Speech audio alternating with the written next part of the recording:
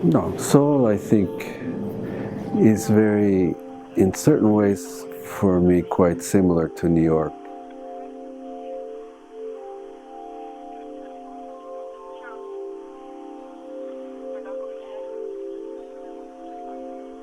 It has energy, seem to be ideas, of course, a scale, maybe sophistication of public life. And then there are big differences. One big difference is housing. I think here, housing is much more homogeneous, in a way, up to a certain level, better equipped, better functioning. Beyond that level compared to New York, maybe in New York there's more opportunity for individual lifestyle, for to make your house your own home. But in general, I think the two cities they feel similar as places, but New York we had the advantage of modern urban technology earlier, but now it's old. Yes.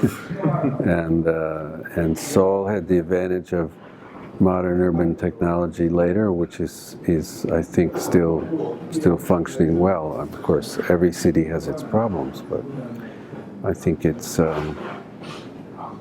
impressive as a well-functioning large city. Right.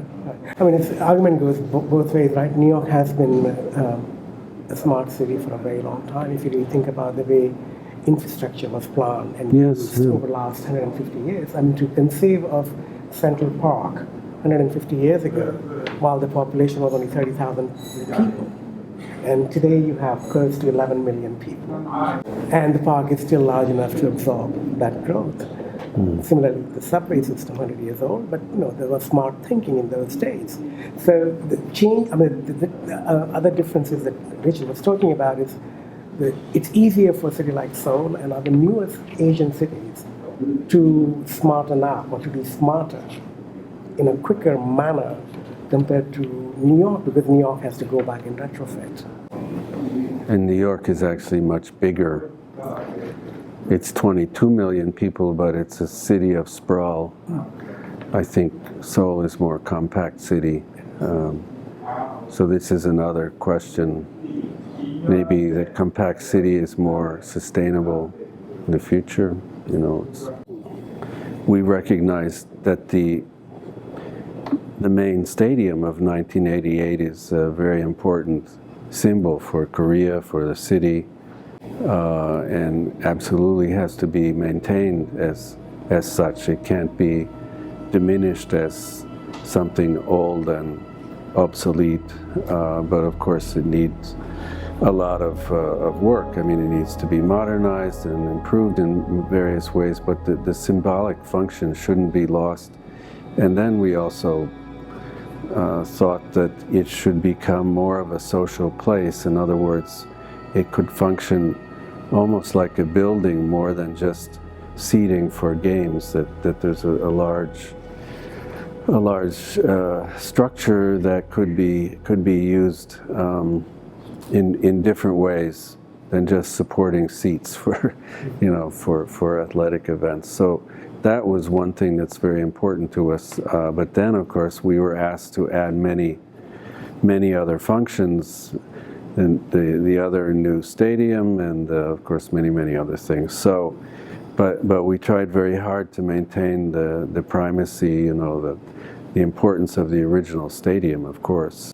But unlike other cities where Olympic parks and Olympic stadiums become relics in the past, it seems like it's been maintained or managed a lot more, and kept alive, so to speak. And if you go with the same sort of rigor of giving it kind of a rebirth, you need to do a lot more than just fix the stadium, and that's what the project took on. That it extended itself beyond, considered the river, the environment, the whole issue of ecology, and really understand the ground much more, and then the buildings don't remain pure figures, but they become part of a larger framework of almost unprogrammed public spaces, which sort of come about between these new programmed spaces, which make the stadium. I mean, yesterday we were walking around the stadium, vast expanses of parking lots. That's what you're sort of dealing with, and now you've got a lot more activity and life. So that was one of the sort of driving. Yeah, the site now is dysfunctional from a public space point of view. I mean, doesn't work. So, but its importance is very dependent on connecting it better in the public space context, of course. So it can't be separated that easily. I think the biggest overall emphasis was to make it more accessible to the public in a place where people would want to go almost 24/7 instead of only on the occasion of a sports event, and to provide amenities which would encourage this kind of use, including inside the stadium itself. That said, I think the Columbia team was more involved in the site planning, and of course the Haenglim team was more involved with the stadium itself and its restoration and reprogramming of the space. So the technicalities of the reprogramming, which of course from New York was very difficult to do. So I think the team worked very well in covering many aspects of the project, not just a single one. We could not have, of course, done what was done here because we're too far away. We didn't understand everything about the details of the spaces and the programs that had to be in.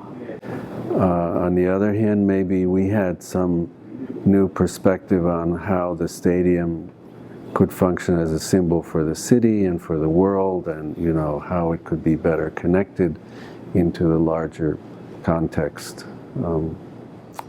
I don't know. What do you think? What else? I think the team worked very well in both, in all aspects, and we each came with different expertise, and I think it did so. We kind of extended the scope a little bit by reframing the entire site. Yes. So that the pieces don't remain kind of separate fragments and actually come together. So when you actually are walking on the big O, or you're going up and down, you're actually traversing both vertically as well as through the grounds without actually even recognizing it. And that was one of the major sort of shift from traditional way of organizing a large site like that. So it was a kind of bold spatial move. And it wasn't kind of a flat ground of, connecting the dots, but it was also sort of, connecting the dots in space.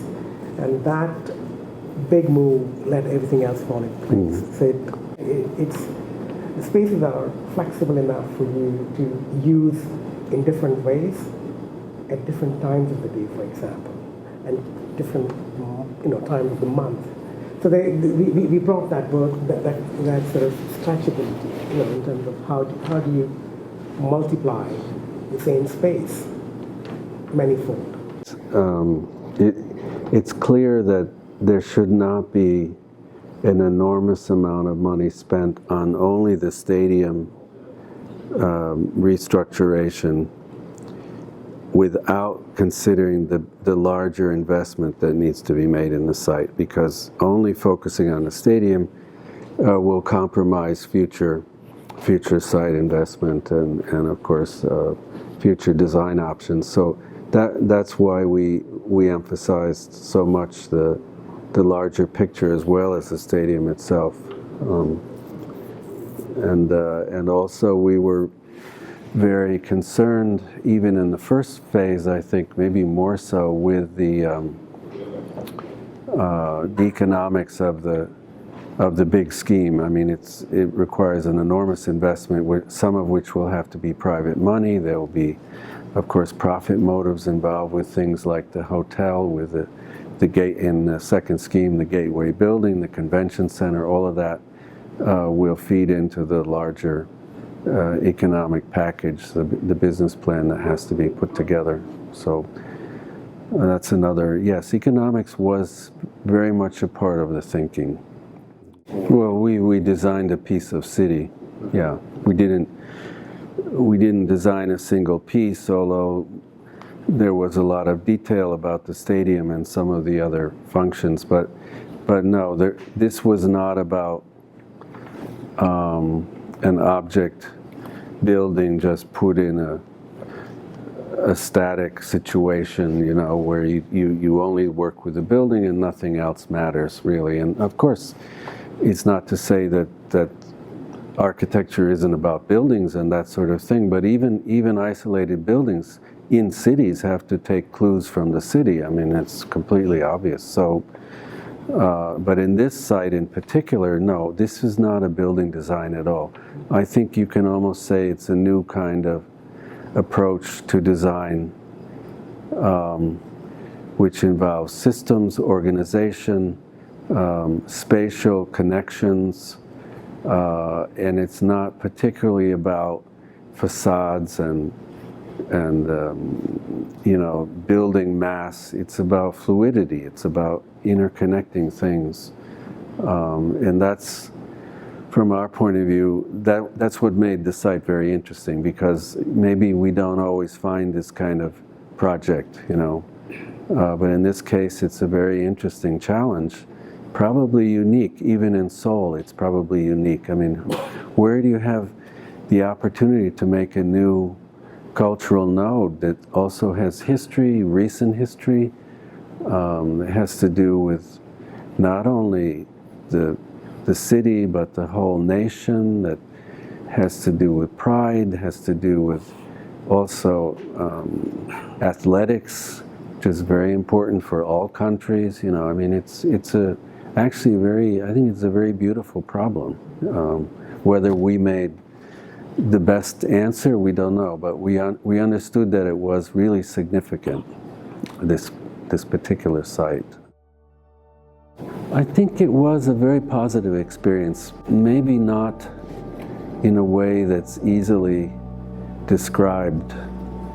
Obviously, Haenglim is a huge resource. You know, there are all kinds of expertise here, which made things of thinking about different kinds of issues, and the site involved many kinds of issues, of course. You had everything from the structural issues of the stadium itself and the roof to very difficult parking organizations, to the landscape strategies, at least in a diagrammatic level. I mean, there are various fields of expertise that existed here, which was very good to be able to work with.